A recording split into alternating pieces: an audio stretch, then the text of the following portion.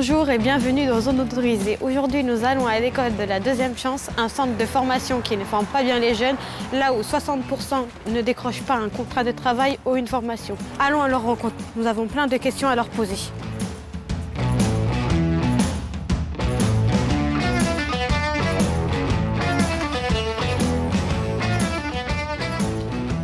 Suivez-moi, partons à la rencontre du directeur de l'école de la Deuxième Chance pour pouvoir répondre à nos questions. Est-il vrai que le taux de réussite dans votre établissement est nul?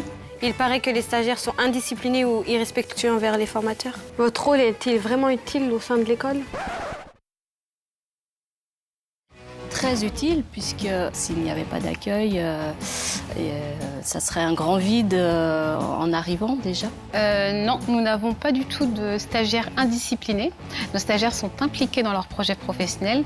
Ils viennent ici pour trouver une solution et nous les accompagnons vers cet objectif. Je ne sais pas d'où vous tenez ces informations. Heureusement, nous serions fermés si c'était le cas. Nous avons un partenariat avec les entreprises qui nous permet aujourd'hui et les organismes de formation d'avoir 61% des jeunes qui sortent avec une solution.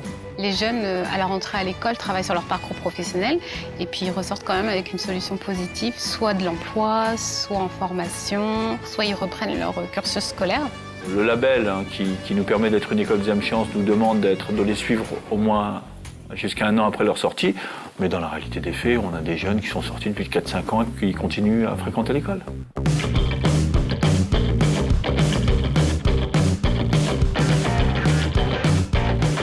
Nous allons à la rencontre d'un ancien stagiaire qui, soi-disant, a trouvé un travail.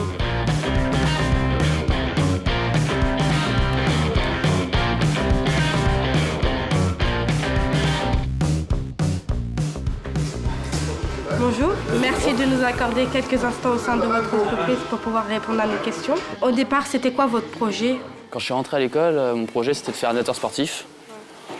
Donc j'ai fait des recherches avec les formateurs. On a regardé pour retrouver des dates de formation et tout ça.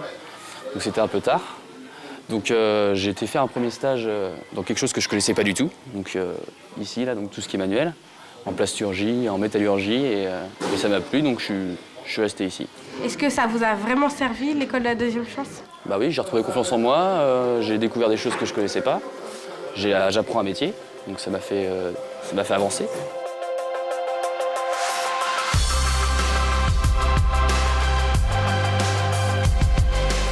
Et maintenant, nous allons à la rencontre de stagiaires recueillir leur impression. Sérieusement, pensez-vous vraiment réussir après l'école de la Deuxième Chance? Ouais, je pense que je vais réussir, je vais trouver une formation. Cette école a motivé beaucoup. Oui, je pense vraiment réussir parce que c'est une école qui nous remet dans le monde du travail et qui nous aide sérieusement sur notre projet professionnel et qui nous accorde beaucoup de temps en fait. Oui, je veux évoluer dans mon projet et en ce moment, j'évolue beaucoup. Je l'espère. Non, c'est bon, là. Ah, ok.